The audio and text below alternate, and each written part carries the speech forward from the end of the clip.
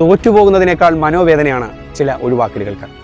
നാം പ്രിയപ്പെട്ടവരെന്ന് വിചാരിക്കുന്നവരെന്നുള്ള ചില ഒഴിവാക്കലുകൾ കാലം കടന്നുപോയാലും ആ ഓർമ്മകൾക്ക് പോലും നമ്മെ വേദനിപ്പിക്കാൻ കഴിയും. അത്രമേൽ പ്രകടശേഷിയുണ്ട് ചില ഒഴിവാക്കലുകൾക്ക്. JK റൗളിംഗ് തന്റെ കൃതിയായ ഹാരി പോട്ടറുമായി 12ഓളം സ്ഥാപനങ്ങളുടെ മുന്നിൽ എത്തുന്നുണ്ട്.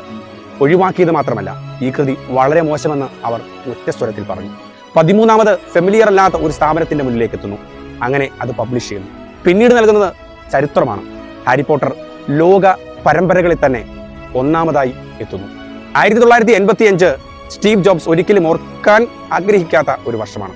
കാരണം സ്വന്തം സ്ഥാപനത്തിൽ നിന്ന് അദ്ദേഹം പുറത്താക്കപ്പെടുന്നു, ഒഴിവാക്കപ്പെടുന്നു. 1985 തന്നെ പിക്സാർ എന്ന നൂതനാശയവുമായി സ്വന്തം കമ്പനിയിലേക്ക് അദ്ദേഹം തിരിച്ചെത്തുന്നു. പിന്നീട് ചരിത്രമാണ്. ആപ്പിൾ ഒരു ബ്രാൻഡായി മാറി.